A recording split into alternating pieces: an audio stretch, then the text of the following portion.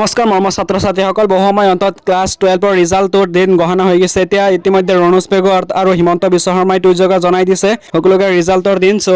শিক্ষামন্ত্ৰীয়ে টুইটযোগে কৈছে যে SS exam 2026 result under Assam state school education board ASSEB will be declared on 28 April may best wishes to all so 28 এপ্ৰিলতে ৰিজাল্টটো দিব আৰু সকলোকে বেষ্ট উইচেছ দিছে সো আৰু অসমৰ মুখ্যমন্ত্ৰী হিমন্ত বিশ্ব শৰ্মাই ফেসবুক পোস্ট যোগে জনাইছে যে 28 এপ্ৰিলত গণনা উচ্চতৰ মাধ্যমিক ফলাফল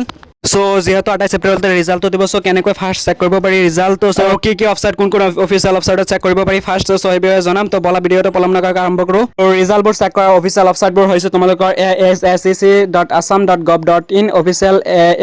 assec. পৰ্টেলটোত পাবা আৰু ৰিজাল্ট assam.nic.in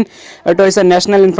ইনফৰমেটিক চেণ্টাৰ আৰু result.assc.registration.in আৰু digilocker.gov.in এই অফিচিয়েল অফসাইটবোৰ তোমালোকৰ ৰিজাল্টবোৰ চেক কৰিব পাৰিবা সো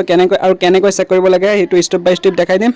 সো প্ৰথমে তোমালোকে অফিচিয়েল অফসাইটবোৰ ভিজিট কৰিবা ক্লিক কৰি পিছত 3 নম্বৰ তোমালোকে হেৰি ৰোল কোড আৰু ৰোল নাম্বাৰ দি পেলাই চেক কৰিবা আৰু 3 নম্বৰ তোমালোকে ক্যাপচা কোডটো ফিল আপ কৰিব লাগিব পিছত তোমালোকে সাবমিট কৰি তোমালোকৰ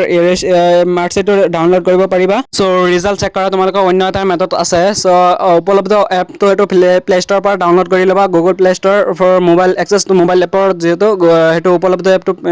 প্লে ষ্টৰত পাই যাবা আৰু ৰিজাল্ট চেকছা এটো অফিচিয়েল পৰ্টেল আছে এটো চাব পাৰিবা এটো আছিল অন্য এটা মেথড সো এনেকৈ ৰিজাল্টবোৰ চেক কৰিব পাৰিবা সো আজি ভিডিঅটো এখানে আছিল মোৰ চেনেলটো নতুন আহি থাকিলে চেনেলটো সাবস্ক্ৰাইব কৰি দিবা আৰু ভিডিঅটো ভাল লাগিলে এটা লাইক কৰি দিবা ধন্যবাদ